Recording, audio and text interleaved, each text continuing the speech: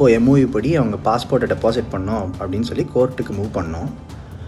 அப்போது கோர்ட்டுக்கு அவங்க மூவ் பண்ணாமல் கோர்ட் ஹியரிங்க்கே ஷோ அப் ஆகாமல் போலீஸை போய் ஃப்ரெண்டு பிடிச்சிக்கிட்டு என் மேலே ரைடு போடுறாங்க. பையனை தூக்கி கொடுத்தா தான் விடுவேன் அப்படின்னு சொல்கிறாங்க.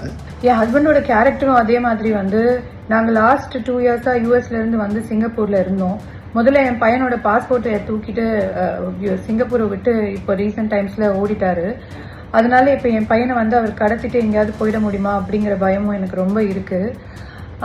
அதுக்கப்புறம் லைக் பொண்ணுங்களெல்லாம் ஒரு பொருளாக பார்க்கறது, ஒரு செக்ஸ் ப்ரெடேட்டருங்க. அவர் வீட்டில் பாத்ரூமில் பெட்ரூம்லலாம் ஹிடன் பின்ஹோல் கேமரா வச்சு பொண்ணுங்களெல்லாம் கூட்டிட்டு வீடியோ எடுக்கிறது. பிரபல சாஃப்ட்வேர் கம்பெனியின் இணை நிறுவனரும் அவரது மனைவியும் மாறி மாறி சண்டை போட்டு வரும் நிலையில் சென்னை காவல்துறை இந்த விவகாரத்தில் 25 லட்சம் ரூபாய் லஞ்சம் கேட்டதாக வெளியாகியுள்ள தகவல் அதிர்ச்சியை ஏற்படுத்தியுள்ளது. என்ன நடந்தது என்பதை பார்க்கலாம் இந்த தொகுப்பில். நானும் என் ஒய்ஃபும் ரீசெண்டாக டிவர்ஸ் கோத்ரூ பண்ணிட்டு இருக்கோம். பையன் எங்கேயோ கூட்டிட்டு போய் யார் வச்சிருக்காங்கன்னு தெரியல, அவர் தான் வச்சிருக்காரா இல்லை அவரோட பிஏ கூட்டிட்டு போய் காசுக்காக மிரட்டுறாரா, என்ன நடக்குதுன்னு எனக்கு தெரியல. எனக்கு ரொம்ப பயமா இருக்கு. மனைவி மீதும் சென்னை காவல்துறை மீதும் அடுக்கடுக்கான குற்றச்சாட்டுகளை முன்வைக்கும் இவர்தான் சிங்கப்பூரை தளமாக கொண்ட ரிப்ளிங் மென்பொருள் நிறுவனத்தின் இணை நிறுவனரான பிரசன்னா சங்கர். இவருக்கு 9,000 கோடி ரூபாய் அளவுக்கு சொத்துக்கள் இருப்பதாக கூறப்படுகிறது. இந்த நிலையில் கடந்த 10 ஆண்டுகளுக்கு முன்பு பிரசன்னா சங்கருக்கு திவ்யா என்பவருடன் திருமணம் நடைபெற்றுள்ளது. இந்த தம்பதிக்கு 9 வயதில் ஒரு மகன் உள்ளார். இந்த நிலையில் கருத்து வேறுபாடு காரணமாக கணவன் மனைவி இடையே அமெரிக்காவில் உள்ள நீதிமன்றத்தில் விவாகரத்து வழக்கு நடைபெற்று வருகிறது. மேலும் பிரசன்னா சங்கர் மற்றும் திவ்யா ஆகிய இருவரும் தங்களது மகனை 4 நாட்கள் தாயிடமும் 3 நாட்கள் தந்தையிடமும் இருக்கும் வகையில் மாறி மாறி பார்த்து கொள்ள வேண்டும் என நீதிமன்றம் உத்தரவிட்டுள்ளது. இந்நிலையில் பெங்களூருவில் ஒரு ஐடி நிறுவனம் ஒன்றை அமைத்து நடத்தி கொண்டு வருவதால் அது தொடர்பாக கடந்த பிப்ரவரி மாதம் பிரசன்னா மற்றும் திவ்யா குழந்தையுடன் சென்னை வந்துள்ளனர். அமெரிக்க நீதிமன்ற உத்தரவின் அடிப்படையில் மார்ச் 3ஆம் தேதி கணவரின் நண்பர் கோகுல் என்பவரிடம் தனது மகனை திவ்யா ஒப்படைத்ததாக கூறப்படுகிறது. அதன் பின்பு 3 நாட்கள் கழித்து மகனை ஒப்படைக்காமல் காலம் தாழ்த்தியதால் தொடர்ந்து திவ்யா தனது மகனை தன்னிடம் விடுமாறு கணவரின் நண்பர் கோகுலிடம் கேட்டுள்ளார்.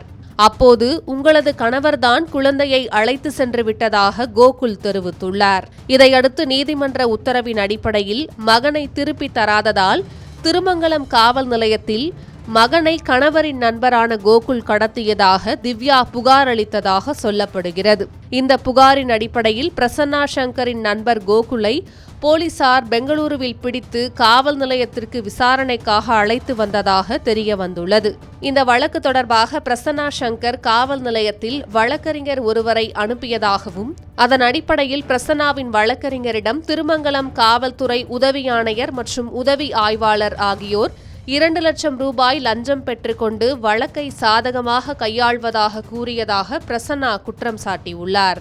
ஆனால் திடீரென தனது சொத்து மதிப்பின் அளவை தெரிந்து கொண்டு காவல் உதவி ஆணையர் மற்றும் உதவி ஆய்வாளர் ஆகிய இருவரும் 25 லட்சம் ரூபாய் லஞ்சம் கொடுக்க வேண்டும் என கேட்டு மிரட்டியதாகவும் மேலும் தனது நண்பர் கோகுலை விதிகளை மீறி பெங்களூரு வரை சென்று கைது செய்து வந்துள்ளதாகவும் பிரசன்னா சங்கர் குற்றம் சாட்டியுள்ளார். முதல் கட்ட விசாரணையில் தொழிலதிபரான பிரசன்னா சங்கர் பணம் கொடுத்து இந்த வழக்கில் தனக்கு சாதகமாக முடிக்குமாறு காவல்துறையிடம் கேட்டதாகவும் காவல்துறையினர் நீதிமன்ற உத்தரவின் அடிப்படையில் மகனை மீட்டு தாயிடம் ஒப்படைத்ததால் ஆத்திரத்தில் சமூக வலைதளத்தில் இவ்வாறு பொய்யான குற்றச்சாட்டை தெரிவித்ததாக காவல்துறை உயரதிகாரிகள் தரப்பில் தெரிவிக்கப்பட்டுள்ளது.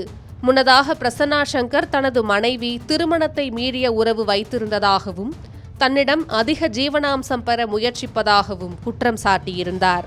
ஆனால் இந்த குற்றச்சாட்டுகளுக்கு மறுப்பு தெரிவித்துள்ள திவ்யா தனது கணவர் ஒரு பாலியல் குற்றவாளி என்கிறார். மகனை கடத்தி வைத்துக் கொண்டு பிரசன்னா சங்கர் மிரட்டுவதாகவும் தங்களை ஏமாற்றி அமெரிக்காவிலிருந்து இந்தியாவுக்கு அழைத்து வந்ததாகவும் சொல்கிறார்.